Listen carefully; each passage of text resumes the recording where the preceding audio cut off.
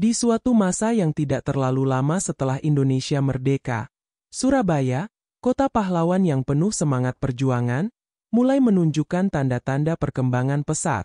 Berbagai sektor kehidupan, termasuk ekonomi dan sosial, mulai bergerak menuju arah yang lebih modern dan maju.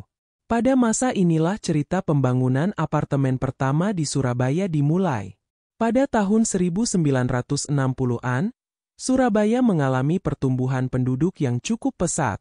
Kota ini menjadi magnet bagi orang-orang yang mencari peruntungan, pekerjaan, dan pendidikan. Banyaknya pendatang yang berdatangan membuat kebutuhan akan hunian meningkat drastis. Di tengah himpitan kebutuhan akan tempat tinggal inilah seorang pengusaha muda bernama Budi Santoso melihat peluang. Budi Santoso adalah seorang visioner. Dia menyadari bahwa Surabaya membutuhkan solusi hunian yang berbeda. Ia pernah berkunjung ke kota-kota besar di luar negeri, seperti New York dan Tokyo, dan melihat bagaimana apartemen menjadi solusi hunian di kota-kota besar dengan kepadatan penduduk yang tinggi. Ia pun bermimpi untuk membawa konsep apartemen ke Surabaya. Dengan modal yang tidak sedikit dan tekad yang kuat, Budi mulai merintis pembangunan apartemen pertamanya. Lokasi yang dipilihnya adalah sebuah lahan strategis di pusat kota, yang pada saat itu masih berupa tanah kosong yang tidak terurus. Pembangunan ini tentu bukan tanpa tantangan. Banyak warga lokal yang skeptis dengan konsep hunian vertikal ini. Mereka lebih terbiasa dengan rumah-rumah tapak yang memiliki halaman dan kebun. Namun, Budi tidak menyerah.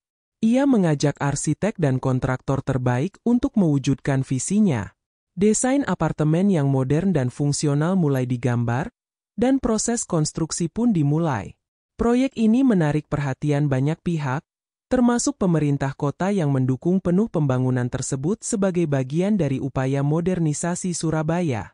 Setelah berbulan-bulan bekerja keras, apartemen pertama di Surabaya akhirnya berdiri megah.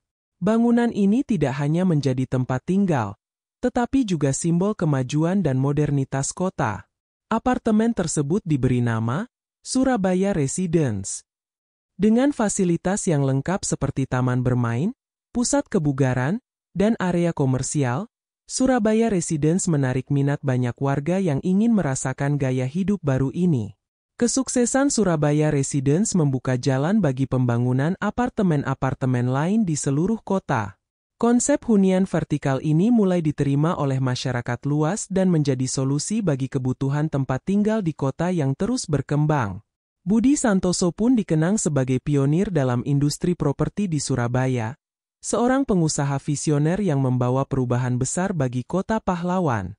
Demikianlah awal mula pembangunan apartemen di Surabaya, sebuah cerita tentang visi, kerja keras, dan transformasi kota menuju masa depan yang lebih baik.